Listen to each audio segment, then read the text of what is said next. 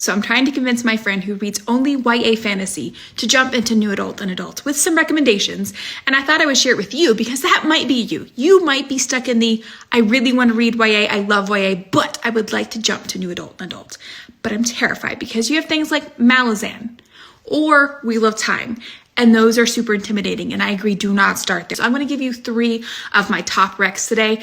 Follow for part 2 because I have definitely more than 3, but I don't want to overwhelm you today. Okay, first we have The Librarian of Crooked Lane by C.J. Archer. It is wonderful, but it's more cozy mystery. It's 1920s London. Like I said, cozy mystery. Each book in the series is its own mystery. However, the overarching theme is fantasy. Sylvia is trying to figure out who her family is. Are they magical? Are they not? What is going on? Does she have magic? It is so well done. It has a super, super slow burn romance, and this is one of my new favorites. Oh, I do want to say this is also the second series set in the same world. If you don't want spoilers, start with the first one, but I started here and I kind of liked knowing the spoilers.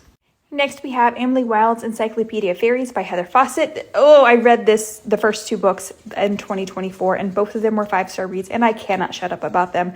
I love them. Emily is a scholar working at Cambridge, and she is trying to write an encyclopedia of fairies. It's going to be like her magnum opus type deal. So she goes to the far north to study a certain type of fairy she needs for her encyclopedia. However, her rival, Wendell, shows up to quote unquote help her, but he ends up being a mystery in and of himself.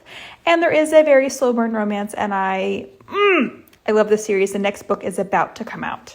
Or I should say the final book in the series. The first 2 are out now and both are phenomenal. Last on our recommendations today, this is a complete 7-book series, Dark Wind by Renee Duggan. Oh, I love this book series so much.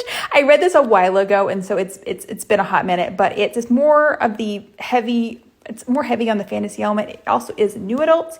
It has college age characters, but the main premise of it is Sistine, the princess, is our main character. She lives in the Middle Kingdom. She kind of feels like she needs to do something because she's going to rule someday, and she doesn't feel adequate to do that. And so she takes it upon herself to make an ally of the Northern Kingdom, they have a really shady history, to put it mildly.